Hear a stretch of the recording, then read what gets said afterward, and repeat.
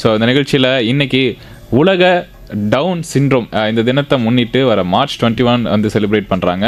So அதை முன்னிட்டு நம்ம கூட இருக்கிற அது யார் அப்படின்னா ஸ்டான்லி அரசு மருத்துவமனை உதவி பேராசிரியர், அது மட்டும் இல்லாமல் மாவட்ட தொடக்க நிலை இடையேட்டு சேவை மையத்தினுடைய மருத்துவ அதிகாரி டாக்டர் ஆர் தாமரைச்செல்வி தான் இணைஞ்சிருக்கிறாங்க. வணக்கம் டாக்டர். வணக்கம். அதாவது வேர்ல்ட்ஸ் டவுன் சிண்ட்ரோம் வந்து செலிப்ரேட் பண்ணுறாங்க இல்லையா, அதை கேட்குறதுக்கு முன்னாடி உங்கள்கிட்ட நான் கேட்கணும்னு நினச்ச ஒரு கேள்வி, வேர்ல்ட் டவுன் சிண்ட்ரோம் அப்படின்னா என்ன, அதை மக்களுக்கு சொல்லுங்கள். ஓகே, வணக்கம். அனைவருக்கும் உலக டவுன் சிண்ட்ரோம் தினத்தின் நல்வாழ்த்துக்கள். ஆக்சுவலாக இதை நம்ம வந்து March 21 கொண்டாடுறோம்.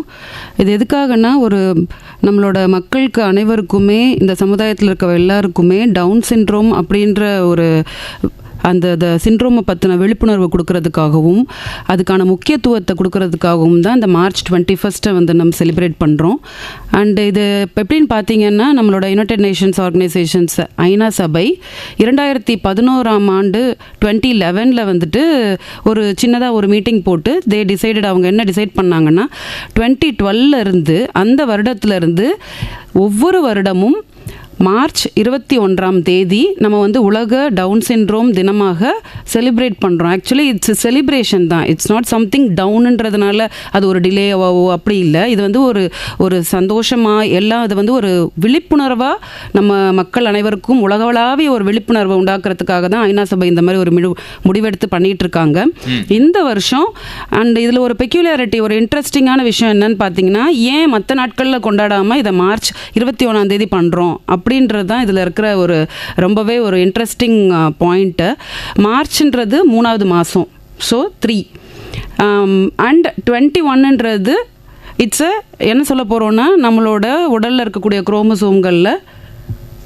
உடலில் இருக்க குரோமோசோம்களில் நமக்கு வந்து 23 பேர்ஸ் ஆஃப் குரோமோசோம்ஸ் இருக்கும். அதில் 21st குரோமோசோமில் மட்டும் ட்ரிப்பிள், அதாவது 3 இருக்கும். ஸோ அதனால தான் 3வது மாதம் 21 நம்ம அதை வந்து கொண்டாடுறோம். ஸோ அதனால் இது இன்னொரு பேர் என்ன சொல்கிறாங்கன்னா ட்ரைசோமி 21 அப்படின்னு சொல்கிறோம். அதனால தான் இதுக்குரிய ஒரு இன்ட்ரெஸ்டிங் டேட் வந்து எந்த அளவுக்கு இது கூட இன்றியமையாமல் ஒத்து போகுது அப்படின்றதுக்கு இது world down syndrome day. Okay, ரொம்ப அருமையாக இருந்தது. ஆக்சுவலி இன்னும் நிறைய விஷயங்கள், நிறைய தகவல்கள் அதை பற்றி வேர்ல்ட் டவுன் சிண்ட்ரோம் டேவை பற்றி நம்ம தெரிஞ்சுக்க போகிறோம். டவுன் சிண்ட்ரோம் அப்படின்னா என்ன, அதை பற்றி கொஞ்சம் டீட்டெயிலாக மக்களுக்கு சொல்லுங்கள். ஆக்சுவலி நம்ம இப்போ வந்துட்டு ஏன் March 21 நம்ம வேர்ல்ட் டவுன் சிண்ட்ரோம் டேயாக அனுசரிக்கிறோன்றதை பற்றி டிஸ்கஸ் பண்ணோம். அடுத்தது எதுக்காக அப்படி அந்த மாதிரி சொல்கிறோம் அப்படின்னா, பிறக்கிற குழந்தைங்களில் சில குழந்தைங்கள் வந்து பிறந்த உடனே அவங்களோட ஃபேஷியல் ஃபீச்சர்ஸ் வச்சு பார்த்துட்டு அவங்களுக்கு டவுனுக்கான அறிகுறி இருக்குதுன்றதை கண்டுபிடிக்க முடியும். ஸோ அந்த மாதிரி அவங்களோட ஃபேஷியல் ஃபீச்சர்ஸ் யூஸ்வலி பிறந்த குழந்தைக்கு எடுத்தோடனே பார்த்தீங்கன்னா டெலிவரி பாயிண்ட் ஸ்க்ரீனிங்கிறது இப்போ எல்லா கவர்மெண்ட் ஹாஸ்பிட்டல்ஸில் மருத்துவமனைகள்லையுமே பண்ணுறோம். ஸோ அப்படி பண்ணுறப்ப பார்த்தீங்கன்னா தலையிலேருந்து கால் வரையும் ஒரு குழந்தையோட நார்மல் எப்படி அவங்களோட லுக்ஸ் இருக்கணும், அவங்களோட க்ரோத் எப்படி இருக்கணும், அவங்களுக்கான எப்படி ஒரு குழந்தைன்றதுக்குன்னுன்றதுக்குன்னு சில இது இருக்குது. அப்படி பார்க்குறப்ப இந்த குழந்தைங்கள பார்த்தோம்னாலே நம்ம வந்து இந்த குழந்தைங்களுக்கான சில ஃபேஷியல் அப்நார்மாலிட்டிஸ் தெரியும். ஸோ அவங்களுக்கு வந்துட்டு ஃப்ளாட் ஃபேஸ் இருக்கும், அவங்களோட மூக்கு பார்த்தீங்கன்னா கொஞ்சம் லைட்டாக சப்பையாக இருக்கும், காதுகள் 2 காதுகளும் கொஞ்சம் இறக்கி இருக்கும், 2 பின்னாடி அவங்களோட ஹேர்லாம் பார்த்தீங்கன்னா பின்னாடி வரைக்கும் நல்லா வளர்ந்துருக்கும், கொஞ்சம் ஃபேஸவே கொஞ்சம் கொஞ்சம் டிஃபார்மிட்டிஸ் தெரியும் அதில். ஸோ அப்போ பார்க்குறப்பவே நம்ம அங்கே இருக்கிற குழந்தை நிபுணர்கள், மகப்பேறு மருத்துவர்கள் வந்து ஸோ ஓகே இந்த குழந்தைக்கு டவுன் ஃபேஸஸாக இருக்குது அப்படின்ற மாதிரி அப்போவே கண்டுபிடிச்சிருவாங்க. அதுக்கப்புறம் அதுக்கு தேவையான கேரியோடைப்பிங் அப்படின்றத பண்ணி நம்ம வந்து உறுதி பண்ணுவோம். ஸோ அப்படி உறுதி பண்ணுற குழந்தைங்கள தான் டவுன் சிண்ட்ரோம் குழந்தைகள் அப்படின்னு நம்ம வந்து சொல்கிறோம். ஸோ இதுதான் வந்து ஏன் நீங்கள் கேட்ட கேள்வியான டவுன் சிண்ட்ரோம்ன்றது என்ன அப்படின்னா இந்த மாதிரி தான். ஸோ அந்த குழந்தைங்களுக்கான கேரியோடைப்பிங் பண்ணதுக்கப்புறம் அவங்களோட குரோமோசோமில் நான் முன்னாடி சொன்ன மாதிரி 21வது குரோமோசோமில் 3வது ஒன்று எக்ஸஸாக இருக்கிறதுனால இது ட்ரைசோமி 21 சொல்கிறோம். ஸோ அவங்கள டவுன் சிண்ட்ரோம் குழந்தைங்கள்னு நம்ம வந்து சொல்கிறோம். அதுக்கான அந்த டவுன் சிண்ட்ரோம் குழந்தைங்களுக்கான தலையிலேருந்து கால் வரைக்கும் என்னென்ன மாதிரியான அவங்களுக்கான உபாதைகள் இருக்கும், இல்லை என்னென்ன மாதிரியான அவங்களுக்கான ப்ராப்ளம்ஸ் இருக்குன்றதை நம்ம இன்னும் நல்லாவே டீட்டெயிலாகவே டிஸ்கஸ் பண்ணலாம். ஓகே, இது வந்து ஆரம்பத்திலேயே அதை உறுதிப்படுத்தி அதுக்கான ட்ரீட்மெண்ட் பார்த்துக்கிறது ரொம்ப நல்லது அப்படின்னு சொல்கிறீங்களா? கண்டிப்பாக இப்போ அந்த குழந்தை பிறந்ததுக்கப்புறம் அவங்க டவுன் ஃபேஸஸ் இருக்குன்னு சொல்லி தெரிஞ்சதுக்கப்புறம் அவங்களுக்கான கேரியோ டைப்பிங் பண்ணி நம்ம வந்து மரபணு சோதனை அதுதான் வந்து கன்ஃபர்மேட்ரி. பிறந்ததுக்கப்புறம் நான் சொல்கிறது இதெல்லாம் அம்மா வயிற்றுக்குள்ளே இருக்கிறத பற்றி அடுத்து நம்ம டிஸ்கஸ் பண்ணலாம். இது பிறந்ததுக்கப்புறம் நீங்கள் கேட்டுற கேள்வினால பிறந்ததுக்கப்புறம் அவங்களோட ஃபஸ்ட்டு ஃபிசிக்கலாக அவங்களோட ஃபீச்சர்ஸ் வச்சு நம்ம கண்டுபிடிச்ச உடனேயே கேரியோ டைப்பிங் பண்ணிடுவோம். மரபணு பரிசோதனை பண்ணி அதில் நமக்கு ரிசல்ட்ஸ் வந்துடும் ட்ரைசோமி 21 அப்படின்னு சொல்லி. வந்ததுக்கப்புறம் அவங்களுக்கான எல்லா ஏர்லி இன்டர்வென்ஷன் மொடாலிட்டிஸ் அது வந்து நம்ம சீக்கிரமே ஆரம்பிக்கிறதுன்றது இப்போ இருக்கிற ரிசர்ச் படியும் அது மிகவுமே ரொம்ப முக்கியமானது. அதுதான் நம்ம வந்து அவேர்னஸாக இந்த உலக டவுன் சிண்ட்ரோம் டேல நம்ம வந்து சொல்லிக்கணும்னு நினைக்கிறேன் நான். ஓகே, இதை வந்து எப்படி கண்ட்ரோல் பண்ணுறது அண்டு நீங்கள் சொன்ன மாதிரி குழந்தை வயிற்றுக்குள்ளே இருக்கிறப்போ என்னென்ன மாதிரி இதுக்கு வந்து ட்ரீட் பண்ணுறது, ஐ மீன் அதை பற்றி நீங்கள் பேசுகிறது எப்படி கட்டுப்படுத்துறது அப்படின்றத இன்னும் கொஞ்ச நேரத்தில் நம்ம தெரிஞ்சுக்கலாம். இப்போ நீங்கள் கொஞ்ச நேரத்துக்கு முன்னாடி சொன்னீங்க அதோடைய டவுன் சிண்ட்ரோமுடைய அறிகுறிகள் பற்றி சொன்னீங்க. ஒரு குழந்தை அவங்க அம்மாவுடைய வயிற்றில் இருக்கும்போதே கண்டுபிடிச்சிடலாமா இந்த அறிகுறிகள் என்னென்ன இருக்குன்னு? இது ஆக்சுவலி ரொம்ப முக்கியமான கேள்வி. நம்ம வந்து பிறந்ததுக்கப்புறம் எப்படி கண்டுபிடிக்கலான்றதை பற்றி பேசணும். பிறந்ததுக்கு முன்னாடி அம்மா வயிற்றில் கன்சீவ் ஆகி ஃபஸ்ட்டு ட்ரைமஸ்டர்னு சொல்லுவோம். முதல் 3 மாதங்களில் மகப்பேறு மருத்துவர்கிட்ட ரொட்டீனாக செக்கப் போயிட்டுருப்பாங்க. ஸோ அப்போது அந்த குழந்தைக்கு தேவையான ஒரு என்டி ஸ்கேன்னு சொல்லுவாங்க, நியூக்கல் டிரான்ஸ்லன்சி ஸ்கேன். அப்படின்னு என்னன்னு பார்த்தீங்கன்னா குழந்தையோட அவங்களோட கழுத்து பின்பகுதியில் அதில் அந்த பேர் தான் நியூக்கல் டிரான்ஸ்லன்சின்னு பார்ப்போம். அது ப்ளஸ் ஒரு சீரம் மார்க்கர்ஸ் அவங்க அம்மாவோட பிளட் டெஸ்ட்டில் 2 மார்க்கர் இருக்கான்னு பார்ப்பாங்க. ஸோ இது ரெண்டும் பார்த்துட்டு அதில் வந்து ஒரு 90% அந்த மாதிரி வந்து டவுன் சிண்ட்ரோம் இல்லை எனியூப்ளாய்டிஸ் ஏதாவது குரோமோசோமல் அப்நார்மாலிட்டி அந்த குழந்தைகிட்ட இருக்கலாம் அப்படின்ற மாதிரி ப்ரெடிக்டபிலிட்டி பண்ண முடியும் நம்மளால. இது வந்து முதல் 3 மாதங்கள்லேயே பண்ணக்கூடிய ஸ்கேனில் கண்டுபிடிக்க முடியும். இது வந்து ஸ்க்ரீனிங்னு சொல்லுவோம் நம்ம ஜென்ரலாகவே. இதை கன்ஃபர்மேட்ரின்னு பண்ணுறது பார்த்தீங்கன்னா ஒரு இன்வேசிவ் மெத்தடாக இருக்கும். அதாவது அம்மாவோட அந்த குழந்தையோட நஞ்சு ஃபார்ம் ஆகிட்டு இருக்கும்ல, பிளசண்டான்னு சொல்லுவோம். ஸோ ஆம்னியோசென்டசிஸ் அந்த சுற்றி இருக்கிற அதில் அந்த நீர் எடுத்து அதை கன்ஃபார்ம் பண்ணி பார்க்கணும். இது முதல் ட்ரைமஸ்டரில். ஸோ இல்லை நம்ம அப்போது அவங்க வந்து கரெக்டானபடி எதுக்கும் ஸ்கேனுக்கெலாம் வரல அப்படின்ற பட்சத்தில் 2வது ட்ரைமஸ்டர்லேயும் we have all the investigations. Especially பார்த்தீங்கன்னா triple marker test, quadruple marker test, இந்த மாதிரி அதாவது 3 பயோமார்க்கர்ஸ் பார்க்குறது, அப்புறம் 4 மார்க்கர் பார்க்குறது, ப்ளஸ் அப்போது பாப்பாவுக்கு அல்ட்ராசவுண்ட் பண்ணுறப்ப பாப்பாவோட ஃபீச்சர்ஸ் எல்லாமே பார்க்குறது. அதில் அவங்களோட கிட்னியோட அளவு எல்லா லென்த் பார்க்குறது, இந்த மாதிரி நிறைய விஷயங்கள் இருக்குது. ஸோ 2வது ட்ரைமஸ்டர்லேயுமே இதை கண்டுபிடிக்கலாம். ஸோ அப்போ வந்து அந்த மகப்பேறு மருத்துவரும் ஜெனிசிஸ்ட்னு சொல்லுவாங்க, ஜெனட்டிக் ஸ்பெஷலிஸ்ட், இவங்க எல்லாருமே அந்த மதர்கிட்ட பேசுவாங்க, நம்ம எப்படிப்பா இதை கொண்டு போகலாம். அவங்களோட மதர்கிட்ட எல்லாத்தையுமே கிளியராக எக்ஸ்பிளைன் பண்ணுவாங்க. அண்ட் கன்ஃபர்மேஷனும் பண்ணதுக்கப்புறம் அந்த தாய்மார்களோட டிசிஷனை பொறுத்து நம்ம வந்து அதை வந்து ஃபாலோ பண்ணணும்.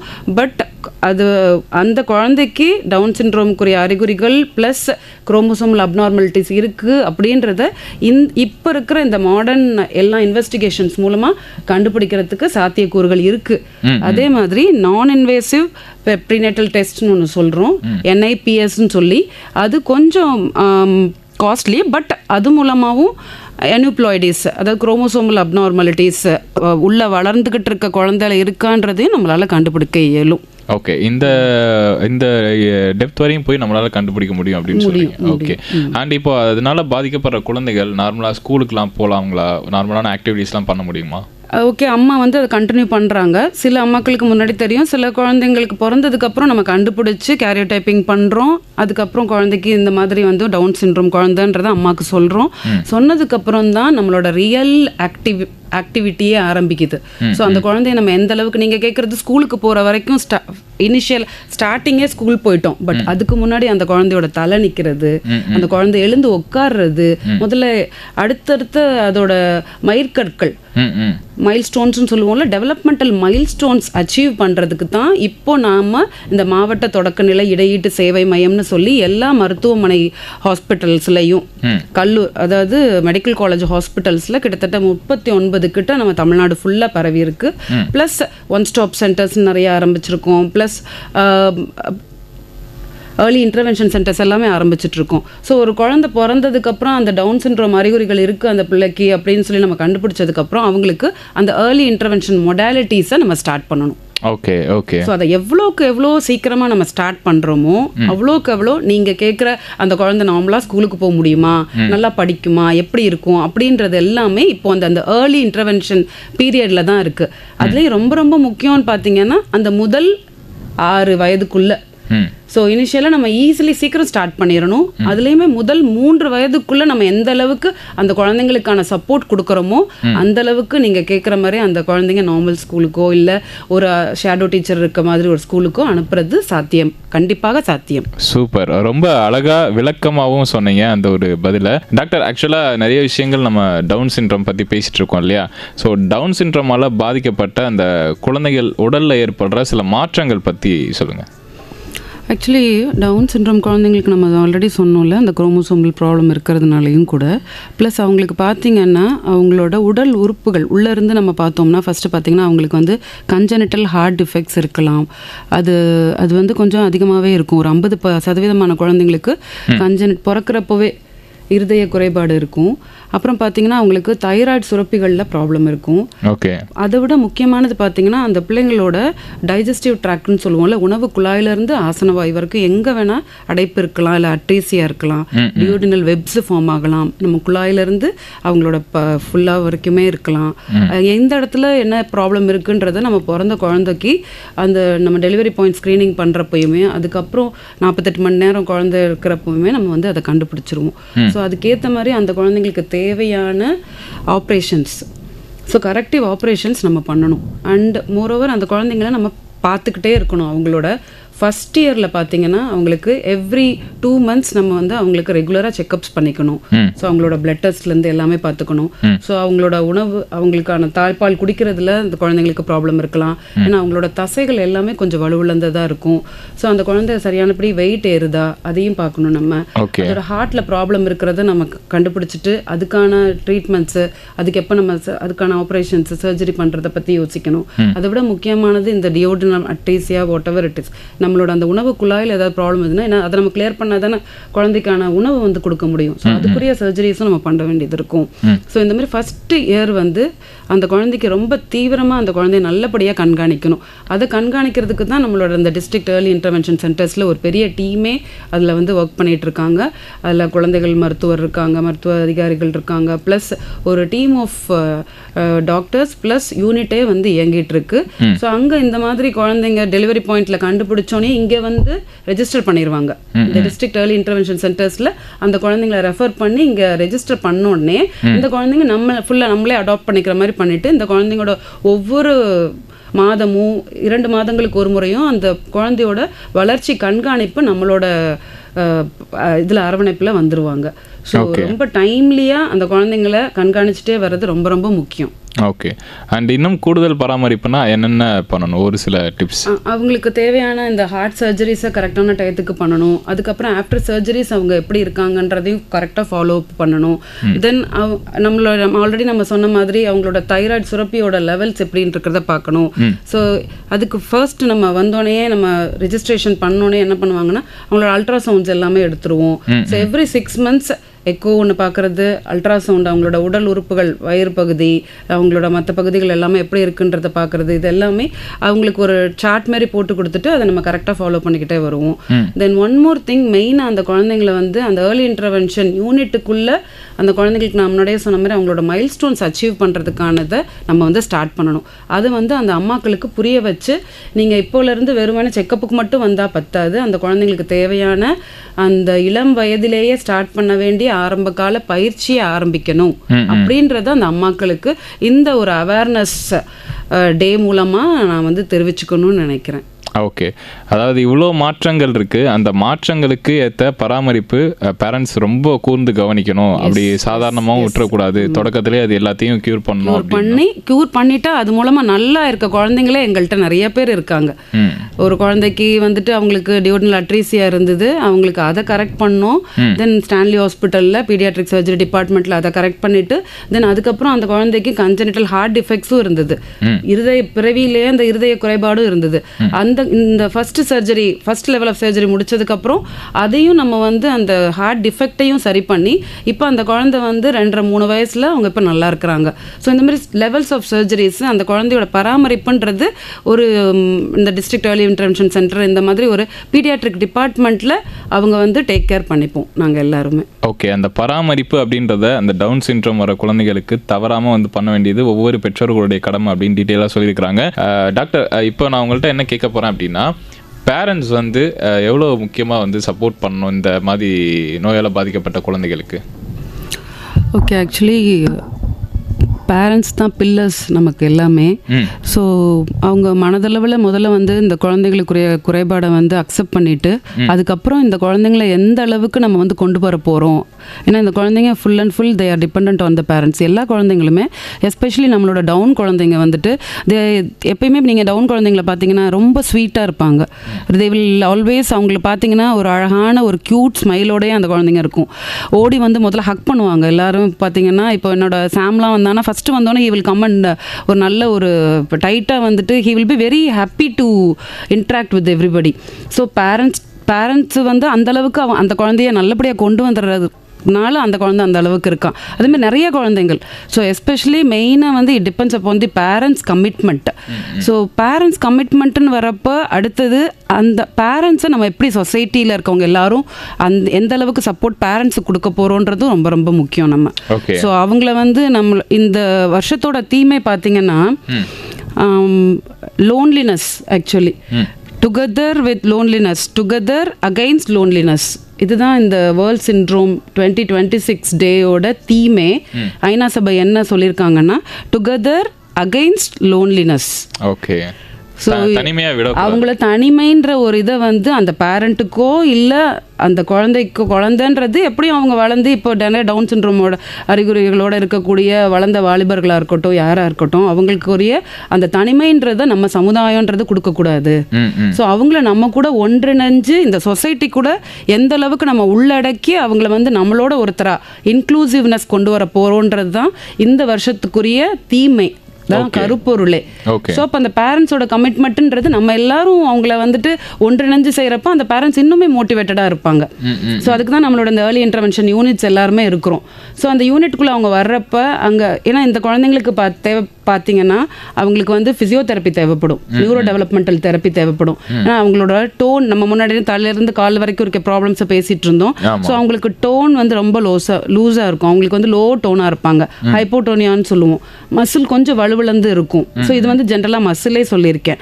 அதுக்கப்புறம் அவங்களோட பேச்சு திறன், அவங்களோட நாக்கு பார்த்தீங்கன்னா கொஞ்சம் ப்ரொட்ரூட் பண்ணி இருப்பாங்க. அவங்களோட வாயை சுற்றி இருக்கக்கூடிய அந்த மசில்ஸ்லாம் பார்த்தீங்கன்னா ரொம்பவே அதுக்கான டோன் வந்து கம்மியாக இருக்கும். ஸோ அவங்களோட பேச்சும் கொஞ்சம் பிள்ளையாக இருக்கும், ஈஸியாக அவங்களால டக்குன்னு பேச இயலாது. ஸோ அதே மாதிரி ஜென்ரலாக அவங்களோட அறிவுத்திறன் பார்த்தீங்கன்னா கொஞ்சம் கம்மியாக இருக்கும் நம்ம நார்மல் குழந்தைங்களோட கம்பேர் பண்ணுறப்ப. ஸோ இத்தனையுமே உள்ளடக்குன்னு அந்த குழந்தைய பேரண்ட் வந்து ஃபுல் அண்ட் ஃபுல் சப்போர்ட் பண்ணணும். ப்ளஸ் நம்ம அந்த குழந்தைய இந்த மாதிரி இதுலேருந்து எப்படி கொண்டு வர போகிறோம் அப்படின்றது தான் ரொம்ப ரொம்ப ரொம்ப முக்கியமான விஷயம் நம்ம இப்போ தெரிஞ்சுக்க வேண்டியது. ஸோ அப்போ அதுக்கு என்ன செய்யணும், நம்ம ஒரு குழந்தை பிறந்துருச்சு டவுன் சிண்ட்ரோம்னு கண்டுபிடிச்சிட்டோம், அதை வந்து ஏர்லி இன்டர்வென்ஷன் யூனிட்டில் பதிவு பண்ணிட்டோம். அதுக்கப்புறம் அந்த அம்மாக்கள் வந்து ரெகுலராக அவங்க அங்கே வந்து அந்த பயிற்சிகளுக்கும் செஷன்ஸுக்கும் ரெகுலராக அந்த அம்மா வரணும். அதுக்கு சுற்றி இருக்கக்கூடிய எல்லா சமுதாயத்தில் இருக்கக்கூடிய அனைத்து நபர்களுமே அவங்களுக்கு ஹெல்ப்ஃபுல்லாக இருக்கணும் அந்த அம்மாவுக்குமே. உன் குழந்தை டிஃப்ரெண்ட்டாக இருக்குது, உன் குழந்தை வேறு மாதிரி இருக்குது, அந்த மாதிரி கிடையாது. அவங்களே நம்மளை இன்க்ளூசிவாக கொண்டு வரணும். ஏன்னா அந்த குழந்தைக்கு தேவையான எண்முறை பயிற்சியும் கொடுப்போம், இங்கே அவங்களுக்கான வளர்ச்சி பாதையை வந்து நல்லாக்கி கொடுப்போம், பேச்சு பயிற்சி கொடுப்போம். இன்னொன்று அந்த குழந்தைங்க சாப்பிட்றதுக்கு ஏதுவாக்குறதுக்காக அவங்களோட அந்த ஓரல் பெரிஃபரல் மெக்கானிசம்ஸ்னு சொல்லுவோம், ஓபிஎம் தெரப்பி, ஓரல் தெரப்பின்னு சொல்லுவோம். அந்த தெரப்பியும் ஸ்பீச் லாங்குவேஜ் பெத்தாலஜிஸ்ட் அவங்க எல்லாருமே கொடுப்பாங்க. அப்புறம் இவங்களுக்கு தேவையான ஐம்புலன்கள், நீங்க சொன்னீங்களா உங்களோட ஃபர்ஸ்ட் கேள்வி என்னவா இருந்ததுன்னா இந்த குழந்தைய நல்லபடியா ஸ்கூலுக்கு அனுப்ப முடியுமா? கண்டிப்பா. அப்ப அந்த குழந்தைய ஸ்கூலுக்கு அனுப்பணும்னா அதுக்கான அறிவுத்திறன் மேம்பாடுன்றதை நம்ம இன்க்ரீஸ் பண்ணணும். ஜென்ரலி பாத்தீங்கன்னா ஒரு குழந்தையோட கற்றல் திறன் வந்து 6 வயதுக்குள்ள ரொம்பவே நல்லா இருக்கும்.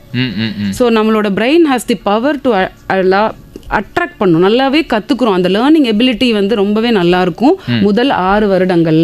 ஓகே. ஸோ அதனால தான் அதை வந்து நம்ம வந்து அதுக்கான கான்செப்ட் என்ன சொல்லுவோம்னு பார்த்தீங்கன்னா நியூரோ ஃபிசியாலஜியில் நியூரோ பிளாஸ்டிசிட்டி அப்படின்னு சொல்லுவோம். பிளாஸ்டிசிட்டினா மோல்டிங் டைப்.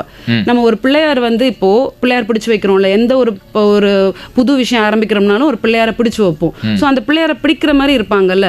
ஸோ நம்மளோட பிரெயினுமே முதல் 6 வருடங்கள் நம்ம சொல்கிறத கேட்குற மாதிரி பிளாஸ்டிசைஸ் பண்ண முடியும். ஓகே. ஸோ அதனால தான் எவ்வளோ சீக்கிரம் அந்த குழந்தைங்களுக்கு தேவையான அனைத்து புலன்கள் பயிற்சி, அனைத்து பேச்சு பயிற்சி, அதுக்கான நடைப்பயிற்சி. ஏன்னா ஒரு குழந்தை நல்லபடியாக அதோட ஏஜுக்கு ஏற்ற மாதிரி நடக்கிறப்போ இந்த குழந்தை கொஞ்சம் நடக்க தாமதமாகும். ஸோ அதை நம்ம வந்து கொஞ்சம் புஷ் பண்ணி அவங்களுக்கு வந்து தேவையான அளவுக்கு ஏற்ற மாதிரி நியூரோ டெவலப்மெண்டல் தெரப்பி கொடுத்து அதோட எக்ஸ்ப்ளோரேஷன் எல்லாத்தையுமே அதிகப்படுத்தி கொடுக்குறப்ப அந்த குழந்தையோட ஓவரால் டெவலப்மெண்ட்டுமே நல்லா இருக்கும்.